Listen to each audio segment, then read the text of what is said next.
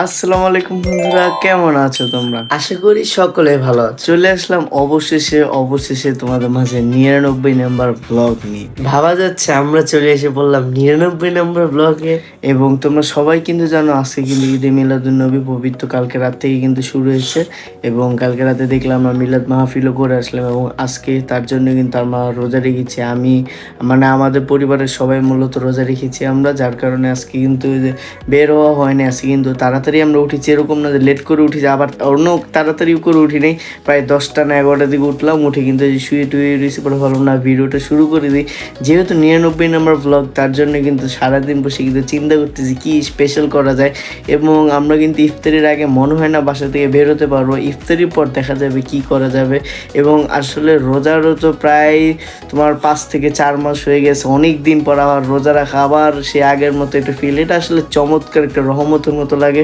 যাই হোক, ভালোই লাগতেছে আজকের একটা দিনে রোজা রেখে, এবং একটু পর কিন্তু আমরা সবাই মিলে ইফতারি করব। চলো তাড়াতাড়ি ইফতারি আয়োজন করে ফেলি, কেননা আজকে অনেক দিন পর যেহেতু রোজা রাখছি, সেই আগের মতো সেটা পার নাই, সব আবার নতুন করে করতে হবে পুরো রমজানের মতো ফিল নিতে হলে। এবং আমরা কি করা যায় আজকে, যেহেতু 99 স্পেশাল কিছু একটা যদি করতে পারি, তাই চিন্তা করছি, দেখি চলো আগাই সামনে কি করা যায়। তো চলো চলো।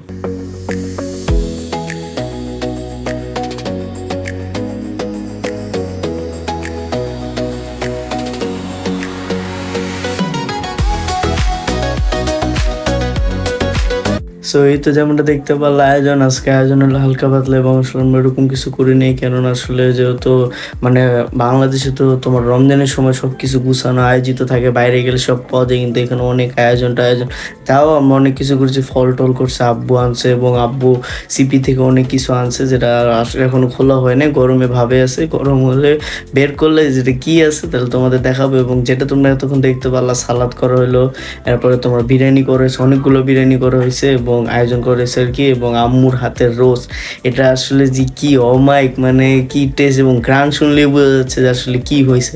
তো চলো, আর 1 মিনিটের মতো বাকি আছে আজান হওয়ার পর আমরা ইফতারি করে তোমাদের সঙ্গে আসতেছি, চলো।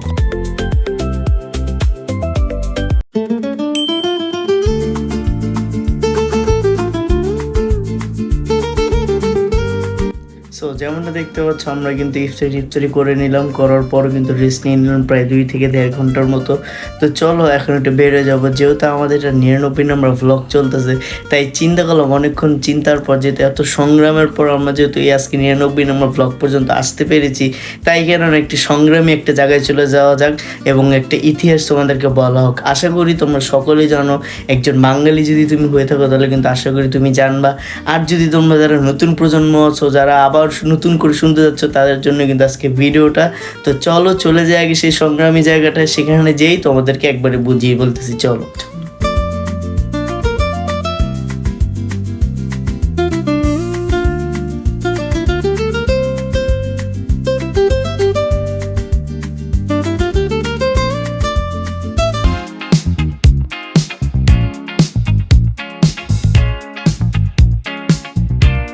সো যেমনটা দেখতে পাচ্ছি, হ্যাঁ অবশেষে কিন্তু আমরা চলে এসেছি শহীদ মিনারে। এর আগে ভিডিওতে প্রায় 3 নাকি 4-5টা ব্লগ আগে কিন্তু আমরা তোমার টিসিতে মানে ওটা নিয়ে ইতিহাস যত কাহিনী আছে সব কিছু তোমাদের সংক্ষেপে বর্ণনা দেওয়ার চেষ্টা করেছিলাম।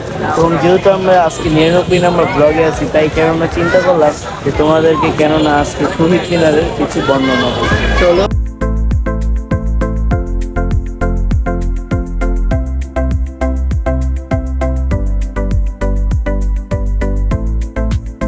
এটি শুরু কিন্তু হয় মূলত তোমার 1952 সালের 21শে ফেব্রুয়ারিতে পূর্ব পাকিস্তানের ছাত্র জনতারা তোমার আন্দোলন করতে মাঠে নেমে যায়। কেননা সেই সময় তোমার পাকিস্তানিরা তোমার উর্দু ভাষাকে রাষ্ট্রভাষা গড়ে তোলাতে এই বিষয়ে আক্ষেপ জানাতে কিন্তু বাংলা ভাষীরা মানে বাঙালিরা তোমার এই উদ্যোগ নেয় আন্দোলন।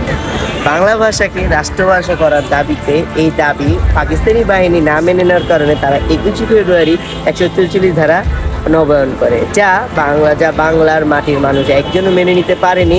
তাই বাংলার ছাত্র জনতা তা অতিক্রম করে মানে 144 ধারা ভঙ্গ করে তারা রাস্তায় নেমে যায়, যার কারণে পাকিস্তানি বাহিনীর হাতে সালাম, জাব্বার, রফিক সহ আরও নানা মানুষ মারা যায়।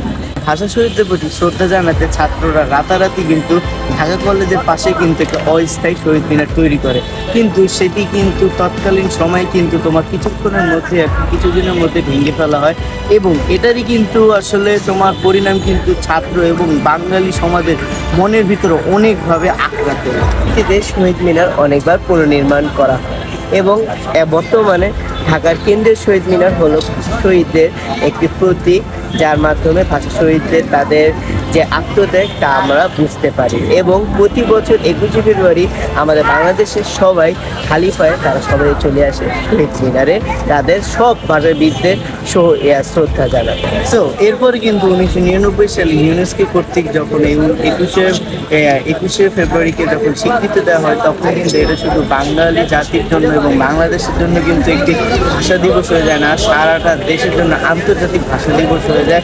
কেননা যেহেতু এটা ইউনেস্কো দ্বারা স্বীকৃতি দেওয়া হয়, তার জন্য এটা কিন্তু সবাই এই 21শে ফেব্রুয়ারিকে পালন করে থাকে। আজকে আমাদের এই ছাত্র জনতার এই আত্মত্যাগের ফলেই কিন্তু আমরা সবাই বাংলায় কথা বলতে পারি। তাদের মধ্যে অন্যতম অনেকে ছিল রফিক, সালাম, জব্বর সহ আরো নানা অনেকে, যাদের নাম এখন আমরা বলতে পারছি না, কেননা অনেক ছাত্র জনতা এই সংগ্রামের মানে শহীদ হন এবং তাদের ফলে আজকে আমরা সমস্ত বাংলার মানুষ বাংলায় কথা বলতে পারছি এবং বাংলাকে রাষ্ট্রভাষা হিসেবে স্বীকৃতি তারা এনে দিয়েছে। তাদের এই রক্তের বিনিময়ে আমরা আজকে বাংলা কথা বলতে পারছি। তাই আমাদের সবার উচিত তাদের সবাইকে শ্রদ্ধা করা এবং তাদেরকে মনে রাখা। শহীদ মিনার কিন্তু আমাদের ভাষা, সংস্কৃতি, আত্মত্যাগ, অধিকারের প্রতীক হয়ে কিন্তু আমাদের মাঝে এখনো রয়ে গেছে। এই শহীদ মিনারটি, কেন্দ্রীয় শহীদ মিনারটি অবস্থান করছে ঢাকা মেডিকেলের বাম পাশে, ঢাকা মেডিকেলের পাশে, এবং কেন্দ্রীয় শহীদ মিনার ঢাকা মেডিকেলের পাশে এবং ঢাকা বিশ্ববিদ্যালয়ে অবস্থান করছে ঢাকা 1000। এবং আমাদের এই শহীদ মিনারের প্রতি কিন্তু আমাদের অনেক মূল্যবোধ আছে, কেননা আমাদের এই বাংলা ভাষাকে দেওয়ার জন্য রফিক, সালাম, জাব্বারের মতো অনেকে তাদের জীবনকে উৎসর্গ করে দিয়েছে, কেননা যারা চেয়েছে বাংলাকে রাষ্ট্রভাষা করতে। তাই আমাদের অনেক মূল্যবোধ আছে এই শহীদ মিনারের প্রতি। এটি যেহেতু আমাদের তাদের সমাধি হিসাবে আমাদের হয়ে আছে, তাই আমাদের সবারই উচিত এই জায়গাটি শ্রদ্ধা করা এবং পরিষ্কার পরিচ্ছন্ন রাখা। কিন্তু ইদানিং দেখা যাচ্ছে 21শে ফেব্রুয়ারি ছাড়া কেউ শহীদ মিনারে দেখাশোনা করে না বা পরিষ্কার পরিচ্ছন্ন করে না। এবং এই জায়গায় যে লাল দাগ, লাল সীমানা আছে যেদিক থেকে শহীদ মিনারের মেনটা সুবিধা, যাকে জুতো পরে আসা যায় না, ইদানিং দেখা যায় এই জায়গায় জুতো পরেও আসা হয় এবং এই জায়গায় সাইকেল চালানো হয়। আমরা যেসব ভিডিও করছি এই জায়গায় কিছু মানুষ আছে যারা জুতো পরে লাল দাগ পর্যন্ত উঠে গিয়েছে এবং সবাই ছবি তুলতে আসছে, কিন্তু আমার জানার মতো শহীদ মিনারে কখনোই ছবি তুলতে আসলেও কখনো এই জায়গায় জুতা পরে আসা যায় না, কেননা এই জায়গাটা হচ্ছে খুবই স্মৃতিময় এবং অনেক স্মৃতিকাতরতার জায়গা এবং অনেক শ্রদ্ধার জায়গা। এবং এই জায়গায় যে পরিমাণে ময়লা আমরা দেখতে পেলাম আজকে, এমনটা কিন্তু তোমরা এতক্ষণ পর্যন্ত মূল্যবোধের কথা শুনতে পারলাম নিশ্চিত থেকে। এবং আমি কিন্তু এখন তোমাদেরকে বলে যাচ্ছি, আমাদেরই বিশেষ করে এখনকার জেনারেশনটা উত্তক্তা করার জিনিসটা প্রবণতা কিন্তু অনেক বেড়ে যাচ্ছে। যেমন দেখতে পাচ্ছি আমি আর মিশি কিন্তু আসছি, আমার সঙ্গে বড় ভাই নেই, বা আমার বড় ভাই আসতে পারে না, আমার আব্বু আসতে পারে না, আম্মু আসতে পারে, আমরা দুদিনে আসছি, যেহেতু একটু রাত হয়ে যাচ্ছে এবং আমরা একটু ঘুরে ফিরে চলে যাবো। আমরা ভিডিও করতেছি, এখানে কিন্তু অনেকজন উত্তক্ত করার জন্য রেডি আছে, মানে প্রস্তুত থাকে আর কি। কি বলবো, যে ভিডিও করতেছে একজন, ব্যাট সাউন্ড করতেছে একজন, এটা করতেছে, এটা আসলে আমাদের প্রতীককে এটা আমাদের সঠিক ব্যবহার করা হচ্ছে না আমার কাছে মনে হচ্ছে। এবং তোমরা তো শুনতেই পারলা যে আসলে জায়গায় তোমার ময়লা এবং বালুর কারণে হাঁটা যাচ্ছে না। আমি নিশিতে জুতো ছেড়ে আসছি, এখানে ম্যাক্সিমাম মানুষেরই কিন্তু পায়ে জুতো আছে এবং দেখতে পাচ্ছ আমার পিছিয়ে আছে। এবং এখন কিন্তু আমরা লাল সমাধিটার জায়গায় দাঁড়িয়ে দিচ্ছি এবং এই জিনিসটারে আমার কাছে মনে হয় এই জায়গাটারে, এই প্রতীকীটারে আমরা এক সময় তোমার সম্মান করি। সেই সময়টা কিন্তু 21শে ফেব্রুয়ারি, সেই সময় কিন্তু এই জায়গাটায় কিন্তু রাষ্ট্রপতি, প্রধানমন্ত্রী, মানে বাংলাদেশের যত উচ্চপদের মানুষজন আছে তারা কিন্তু এখানে আসে। এত শ্রদ্ধা, এত কত সিকিউরিটি, কিন্তু এখন দেখো পুরো লাভারিসের মতো হয়ে গেছে। এটাই আমাদের একটু ইমপ্রুভমেন্ট করা উচিত আমার কাছে মনে হয়। তো যেমনটা তো দেখতে পারলো তোমাদের কাছে শহীদ মিনারের ইতিহাস এবং তোমাদের শ্রদ্ধা জানিয়ে দিলাম এবং আসলে সর্বোপরি যে মূল্যবোধটা জানালো, এটার পিছনে আমাদের অনেক কাজ করা উচিত। এবং তোমাদেরকে বলতেছি, যদি যারা উত্তক্ত করো বা যারা একটু ডিস্টার্ব করতে পছন্দ করো, যারা ভাবো এগুলো করলে একটু মজা পাওয়া যায়, এগুলো করলে একটু ফিল হয়, এগুলো করলে আসলে কোনোভাবে ফিল হয় না এবং তোমাদেরকে একদম বাজে লাগে এবং তোমরা যে বাংলা ভাষায় যেগুলো করো খুবই নগণ্য লাগে, প্লিজ ভাই এগুলো বাদ দাও, যে একজন কিছু করতেছে তাদেরকে একটু সাপোর্ট দেওয়ার চেষ্টা করো। এবং আসলে এখানে কি খালি এরাই না, এখানে ফেরিওয়ালারাও যারা আছে মানে তাদেরকে কোনো চিন্তাই নেই। মানে এই যে আমরা যেমন আমাদের সঙ্গে যদি খারাপ ব্যবহার করি, পরের বার কি এখানে আসতে আসলে মন চাবে, এটা তো স্বাভাবিক। এবং তাদের ব্যবসায়ী কীভাবে এটা এই মাইন্ডসেট আমি নেই তার। এবং এই জায়গার হকাররা, যেটা মিগুলোর কথা শুনতে পারলাম, হকারদের ব্যবহার খুবই খারাপ এবং মানে জঘন্য ব্যবহার। খুবই খারাপ বলতে কি মানে টিটকারিমূলক, যে একজন বলছে এটা কত টাকা, 20 টাকা, আমার 10 টাকা দেন, না 10 টাকা দেওয়া যাবে না। তারপর মানে না কয় নেন নেন, জোর জোরি করে নিবে না ভাই, নিবে না ভাই। আর ওনার ইচ্ছা, তুমি জোর করে খাওয়াই দিবে নাকি ভাই, চা না চুস্ত ভাই, হ্যাঁ নিবে না, যা উনি বলে নিবো না, আমি আপনার সঙ্গে আমিও দিব না তোমার, এটা একটা কথা হলো। যাই হোক, এগুলো আমাদের সবার চেঞ্জ করা উচিত। এবং ফার্স্ট অফ অল সর্বোপরি হলো আমাদের কিন্তু একটা পরিচর্যা করা উচিত। দেখলাম তো ভাই, আমি তোমাদের দেখাবো না, আমরা খালি পায়ে আছি, এখানে হাঁটাও কষ্ট হচ্ছে, এত বালি, এত ময়লা এবং পানি ছড়া থাকে। ভাই আপনারা যারা এটা ধোন, এটা একটু মুছে দেবেন সঙ্গে সঙ্গে, একটা কাপড় টাপড় সবই তো আছে। এবং এখানে শুনলাম কি, একবার তো আসার পর দেখতে পেরেছিলাম যে আমরা প্রায় 1 মাস আগে আসছিলাম, সেই সময় আমরা 11টার পরে আসলাম, আমাদের উঠতেই দেয় না, এত পরিচর্যা করতেছেন, এগুলো একটু দেখেন। যাই হোক, তোমাদেরকে অনেক কথা তো বললাম, যাদের কারণে দেখতে পাচ্ছি এখন পর্যন্ত আমি বাংলা ভাষায় কথা বলতে পারছি, তাদের প্রতি অনেক অনেক শ্রদ্ধা, রফিক, জব্বর, সালাম এবং আরও মানে অনেক ছাত্ররা কিন্তু আমাদের জন্য প্রাণ দিয়েছে বাংলা ভাষাটা ইয়ে করার জন্য।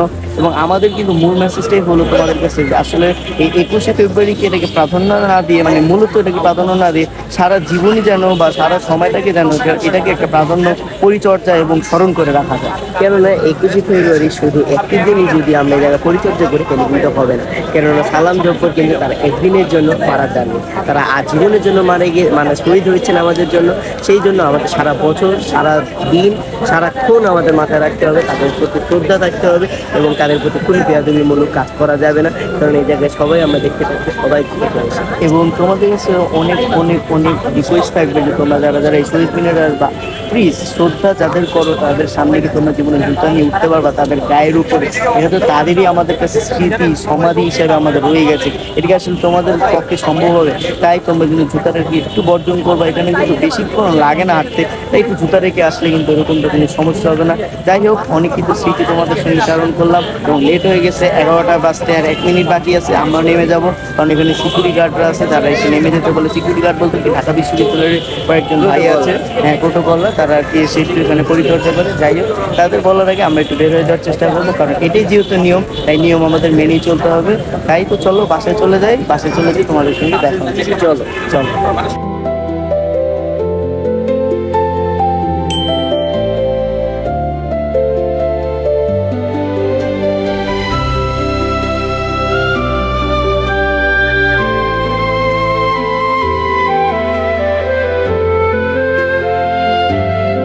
সো যেমনটা কিন্তু দেখতে পারো, আমরা কিন্তু শহীদ মিনার থেকে চলে এসে এরপরে আসার পর কিন্তু জিম টিম করে নিই। এবং যেহেতু আজকে বুধবার এবং কালকে বৃহস্পতিবার, আশা করি তোমরা অনেকে বুঝে ফেলেছো, হ্যাঁ কালকে কিন্তু আমরা চলে যাবো ঢাকার বাইরে। এবং আমার খুবই আনন্দিত লাগতেছে, কেননা আমাদের 100 নম্বর ব্লগটা আমরা করতে পারছি আমাদের একটি খুবই পছন্দনীয় একটি জায়গায়। সো এই তো আজকে ব্লগটা তো দেখতেই পারলা, শহীদ মিনার ইতিহাস নিয়ে তোমাদের কিছু সংক্ষেপে বলার চেষ্টা করলাম এবং মূলত তোমাদেরকে একটু বোঝানোর চেষ্টা করলাম যে আসলে যেহেতু এরা আমাদের জন্য একটি অনেক শ্রদ্ধেয় জায়গা যায়, তার জন্য আর কি এটাকে আমাদের একটু পরিচর্যা এবং খেয়ালে রাখা দরকার। কেননা এই জায়গাটার মাধ্যমে বাংলার সার্বভৌমত্ব ধরে রাখা যায় এবং এই জায়গাটার মাধ্যমে আসলে বাংলা ভাষার রাষ্ট্রভাষা করতে যে কত সংগ্রাম করতে হয়েছে তা আমরা বুঝতে পারি। তাই আমাদেরই দায়িত্ব এই জায়গাটা পরিষ্কার পরিচ্ছন্ন রাখা।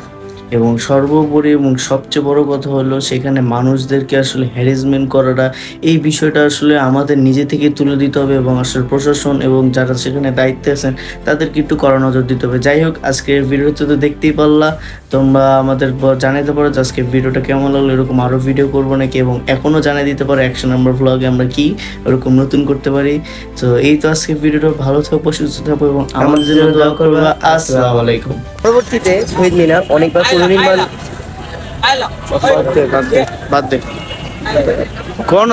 পরবর্তীতে শহীদ মিনার অনেকবার পুনর্নির্মাণ করার ফলে এবং ঢাকার কেন্দ্রীয় শহীদ মিনারকে